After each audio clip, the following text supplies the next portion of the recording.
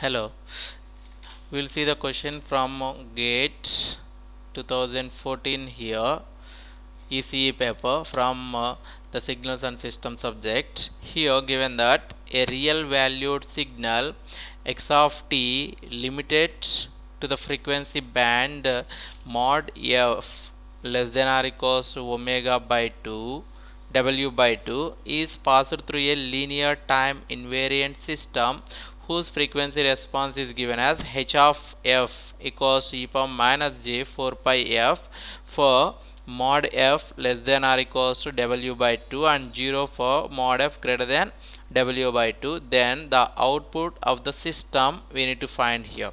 So given that a real valued signal x of t is limited to the frequency band given this, so that is passing through a linear time invariant system with the transfer function given like this. Then we need to find the output response, output of the system. So considering that the input x of t, the real valued input x of t, and given the frequency limits for this, so by applying the Fourier transform for this, by applying the Fourier transform representing this as x of f, so this f is limited to mod f less than or equals to w by 2 is given. So this is the input given here. So this input is passing through a linear time invariant system having the transfer function x of f.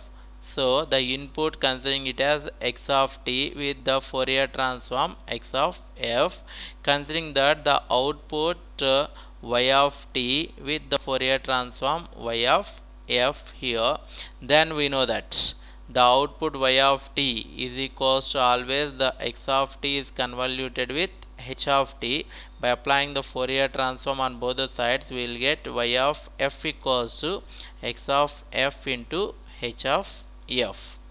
So we know that h of f is given here, h of f is given as e power minus j 4 pi f for these limits, for this band of frequencies, and we have the input is also in the same band of frequencies. So the total entire input will pass through this system. Then we will get this as we can substitute this h of f here. So this is e power minus j 4 pi f into x of f.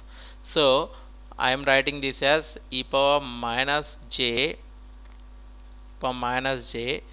2 pi f into 2 into x of f I am writing. So by applying the inverse Fourier transform on both the sides, so by applying the inverse Fourier transform on both the sides, inverse Fourier transform on both the sides, we will get the, so here by applying the inverse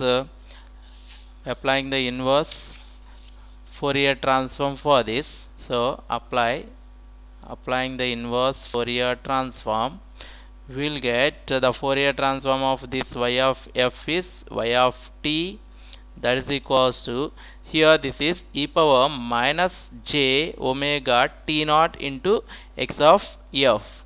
So by applying the time shifting property here, we will get this as x of t minus 2 here.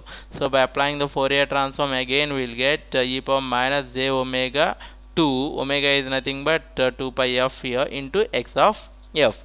So we got x of t equals to x of t minus 2 here. So that is the response of the system here, that is the option D here.